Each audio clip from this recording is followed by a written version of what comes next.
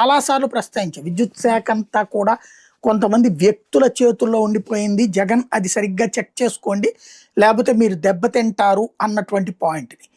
But వాళ్ళు పట్టించుకోవాలి. అక్కడ ఏమైంది, ఆ రోజున కరెంటు కోతలు జరిగినాయి. అట్లాగే కరెంటుని ఎక్కువ పెట్టుకునేందుకు ఇప్పుడు మనకు ఒక రూల్ ఉంటుంది. అంటే ఇవాళ కొత్తగా పెట్టింది కాదు విద్యుత్ శాఖ. విద్యుత్ శాఖ అనేది దశాబ్దాలది ఉంది. దానికి ఒక మానిటరింగ్ సెల్ ఉంది. లాస్ట్ ఇయర్ ఈ రోజున ఏ గంటలలో ఎంత కరెంటు వాడాం అన్నటువంటి లాస్ట్ ఇయర్ నివేదిక ఉంటుంది. లాస్ట్ 5 years సగటు లెక్కేసి ఇప్పటి పొజిషన్ని లెక్క కట్టి మనం, అంటే ఇప్పుడు మీకు ఈజీగా అర్థమయ్యే భాషలో చెప్పాలంటే, మళ్ళీ ఇదంతా చెప్తే సంస్కృతం లాగా అర్థం కాకపోవచ్చు, అర్థమైనోడికి మాత్రమే ఉంటుంది సంస్కృతం భాష తెలిసినోడి. సింపుల్గా ఈజీగా అర్థమయ్యే భాషలో చెప్పాలంటే, మీరు ఫ్లైట్ టికెట్ కొనేటప్పుడు ఇప్పుడు మీరు చెక్ చేశారనుకోండి 10,000 రూపాయలు ఉంటుంది. మీరు ఇంకో గంట తర్వాత చెక్ చేశారనుకోండి 15,000 అయిపోతుంది. మీరు ఆన్ నొక్కేలోపు 16,000 అయిపోతుంది.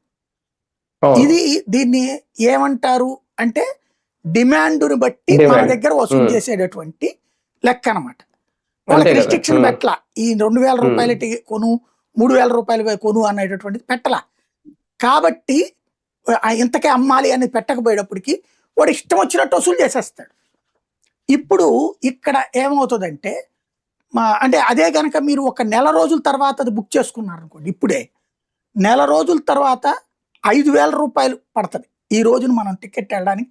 ఫర్ ఎగ్జాంపుల్ కాశీకి వెళ్ళాలంటే విజయవాడ నుంచి అటు హైదరాబాద్కో చెన్నైకో వెళ్ళి అక్కడి నుంచి తీసుకెళ్ళాలి.